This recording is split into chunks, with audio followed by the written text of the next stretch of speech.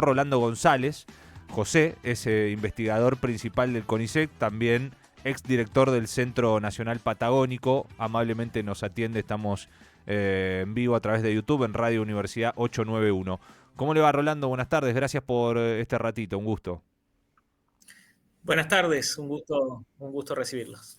Bueno, ¿podés explicarnos de qué se trata esta noticia que hemos conocido durante esta semana y que tiene que ver con el desfinanciamiento, así es como se está planteando, para los desarrollos de la ciencia y la tecnología? Sí, cómo no. Bueno, básicamente nuestro sistema científico está organizado en una multiplicidad de instituciones científicas. Las universidades y el CONICET son tal vez los más parecidos.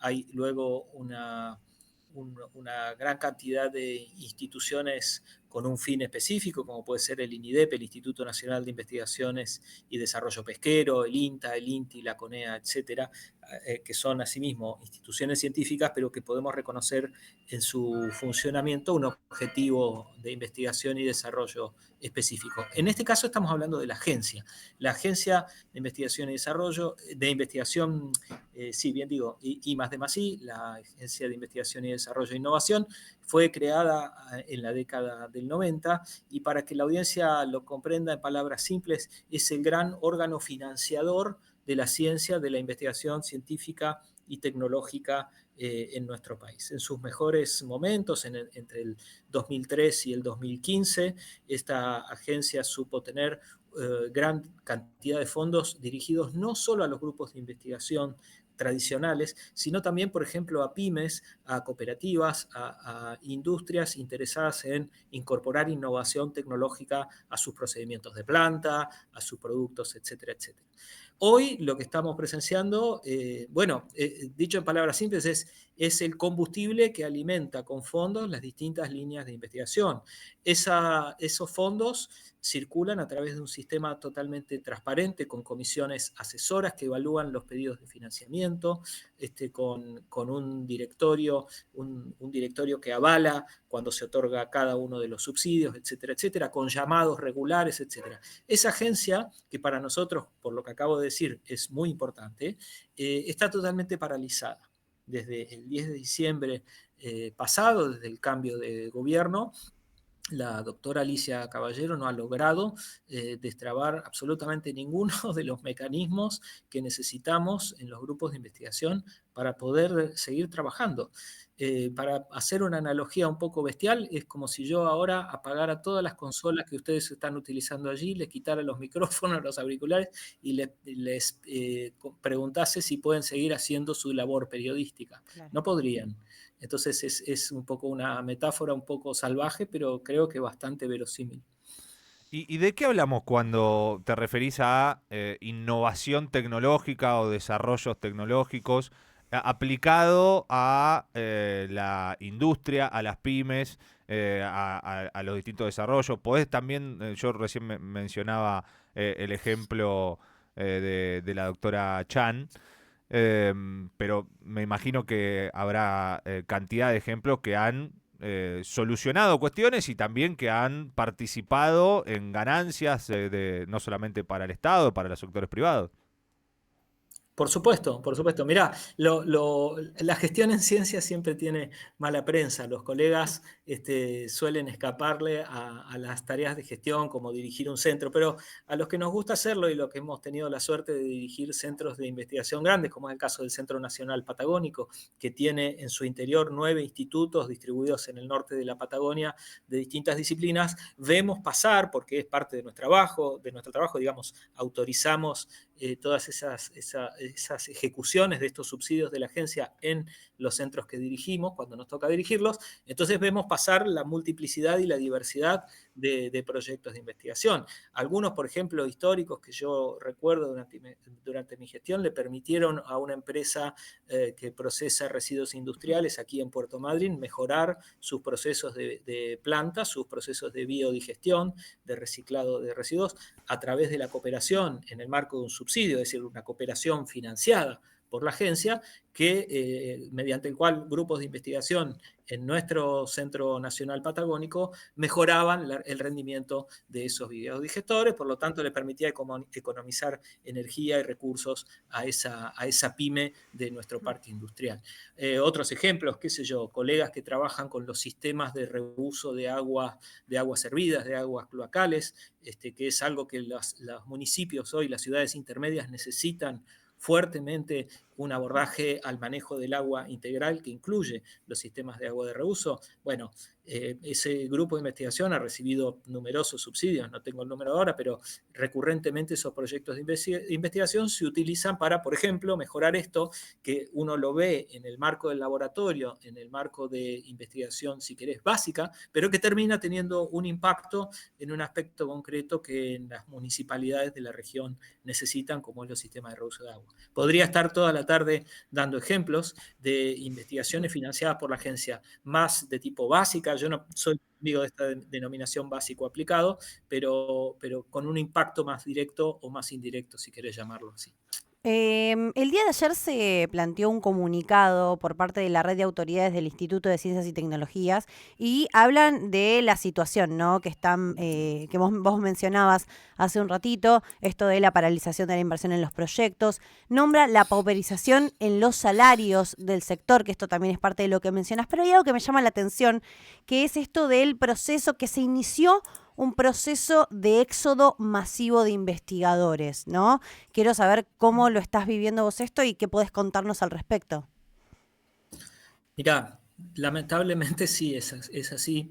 Ayer tuve la oportunidad de participar en un tribunal doctoral, es decir, fui parte de los 3 jurados que terminan aprobando la tesis doctoral. Una tesis doctoral es un trabajo de investigación de largo aliento.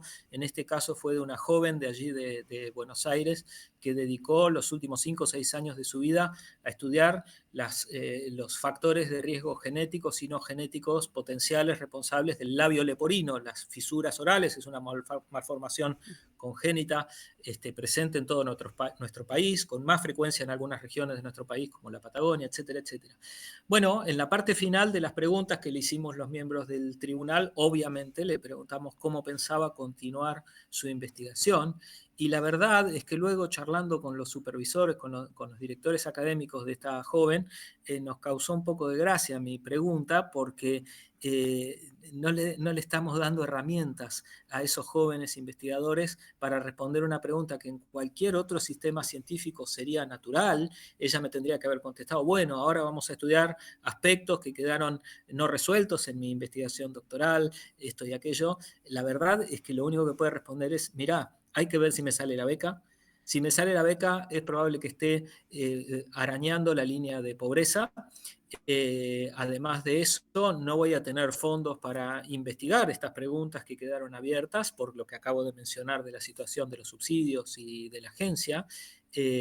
Además, el instituto donde trabajo no está recibiendo los fondos de funcionamiento para que el laboratorio tenga sistemas de gestión de calidad, por ejemplo. Es decir, que el panorama que se le ofrece a estos tipos de jóvenes, que en nuestro país viene generando con muchísimo esfuerzo gracias a las universidades públicas, a los grupos de investigación del CONICET, a las becas del CONICET, y que son uno de los factores de desarrollo que necesita nuestro país para un futuro mejor, más justo, más inclusive, les estamos invitando a irse a otros laboratorios, a otros países, a continuar sus carreras allí. Les estamos ofreciendo un combo explosivo que se parece mucho al combo que me ofrecía a mí el menemismo en el año 1997-98, cuando me tuve que ir del país a hacer el doctorado afuera.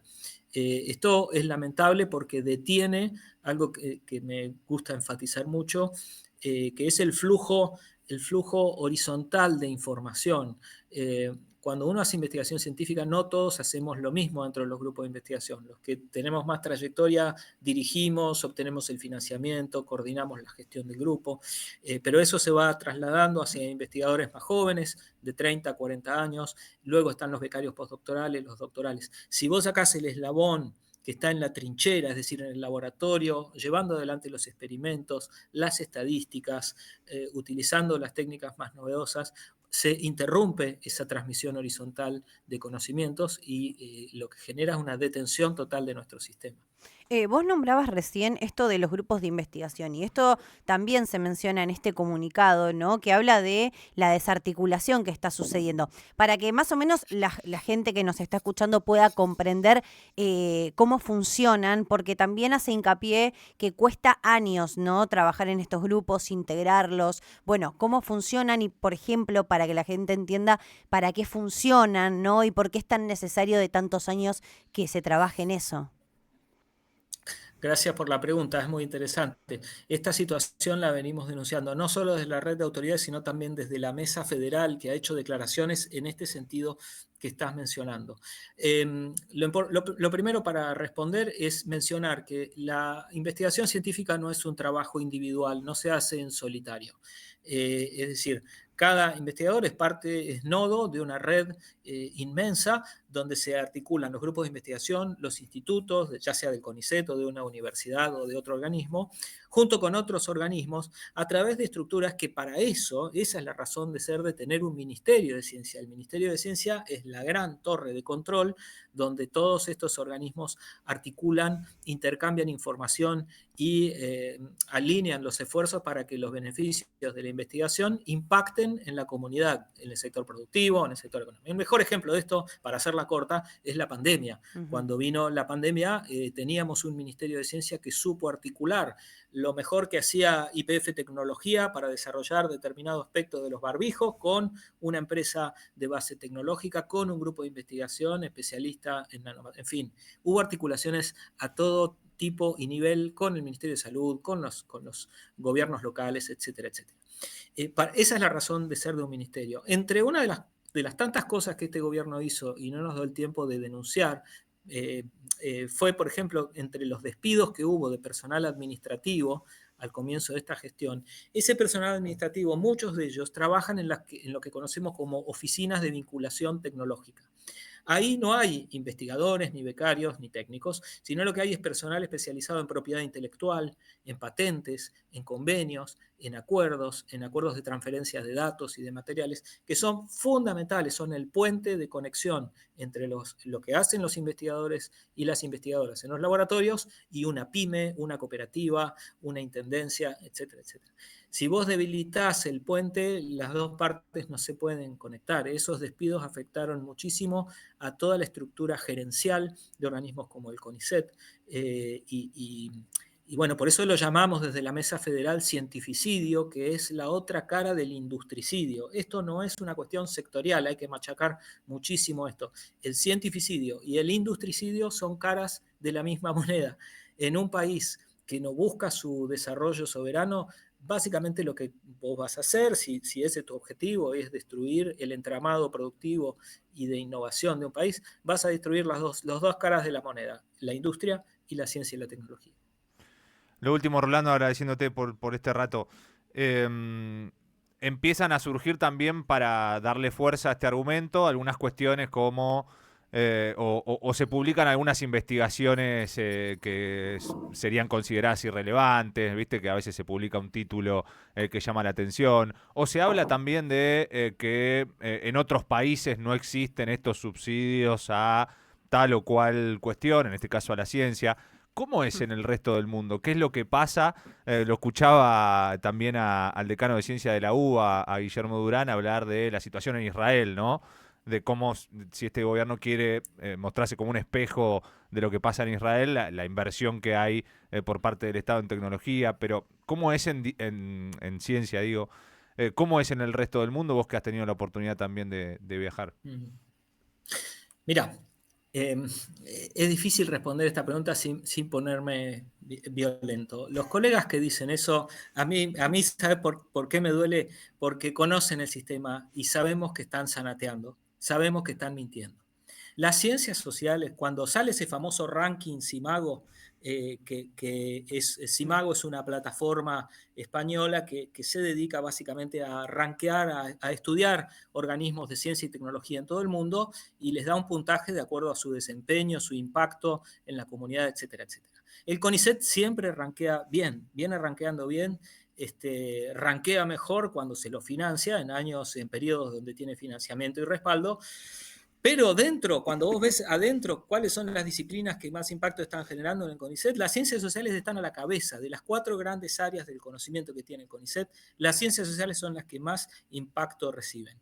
Es una falacia terrible y es muy triste y muy lamentable que las autoridades y el presidente del organismo se agarre de algunos títulos. Yo les cuento para que la audiencia lo comprenda. Hay cuestiones folclóricas y de tradiciones en las ciencias. Si yo te muestro una publicación de química inorgánica, no vas a entender nada del título, pero para ellos es lo más normal utilizar siglas de compuestos casi ilegibles, y para los químicos es lo más normal del mundo. En el ámbito de la sociología, por ejemplo, y de los estudios de género y diversidades, los títulos de los trabajos suelen ser disruptivos acá, en Alemania, en la China, en Estados Unidos, etc. Ahí podríamos hacer un programa aparte mencionando títulos polémicos de investigaciones de autores de Estados Unidos o de Francia en el campo de la sociología, de las ciencias políticas y demás, sin hablar del CONICET ni un segundo.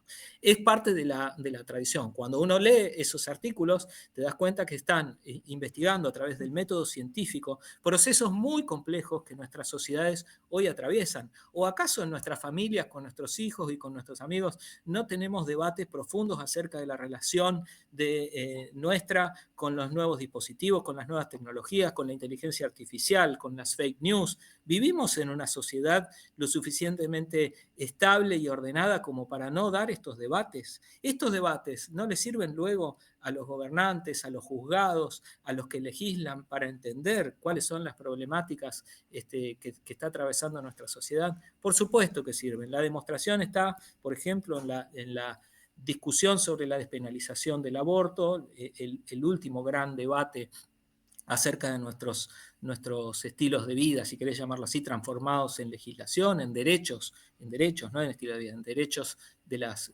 mujeres y demás, donde los especialistas del CONICET llevaron allí múltiples abordajes al problema, desde las religiones, desde la cuestión de la salud pública, desde los derechos de las mujeres, etc.